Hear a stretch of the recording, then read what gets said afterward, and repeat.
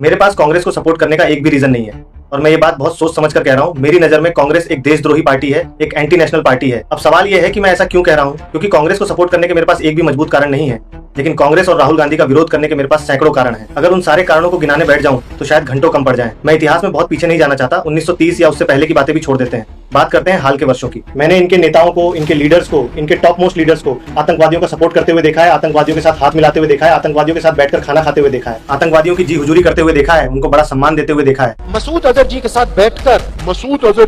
बैठकर हाफिज सईद साहब that the detention of Sri Hafiz Saeed तो फिर अफजल गुरु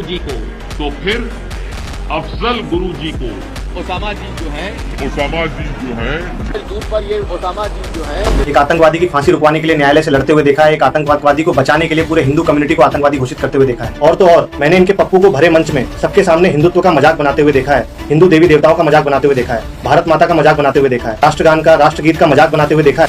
मातरम का प्रेम हो रहा करो ना, करो, हमें क्या फर्क पड़ रहा है? हमें जितना करना है उतना ही करना है, हम करेंगे। भाई मैं तो कहीं तक भी नहीं गाता था और कहीं तक भी नहीं गाऊंगा, आगे समझ में आपको। इस देश का उपहास उड़ाते हुए पाकिस्तान का साथ देते हुए देखा है, बांग्लादेश का साथ देते हुए देखा है, हिंदू कल्चर्स का मजाक बनाते हुए देखा है।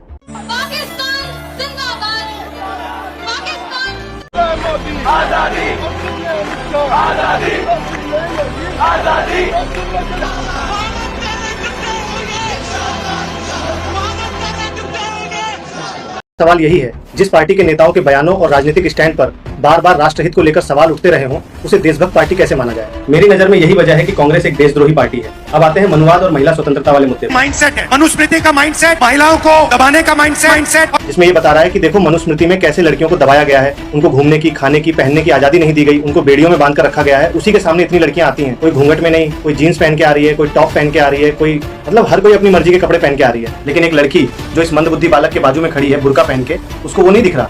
मतलब जो लड़की अपनी मर्जी का कपड़ा पहन करके तुम्हारे पास खड़ी है उसको मनुस्मृति ने दबा रखा है, और जो लड़की तुम्हारे सामने बुर्का पहनकर खड़ी है वो स्वतंत्र है। अगर इसके बाद भी तुम इस मंदबुद्धि पप्पू को सपोर्ट करते हो तो तुमसे बड़ा देशद्रोही और एंटी सनातन धर्म कोई हो ही नहीं सकता। बाकी इन्हें क्या कहना है कमेंट्स में जरूर बताएं।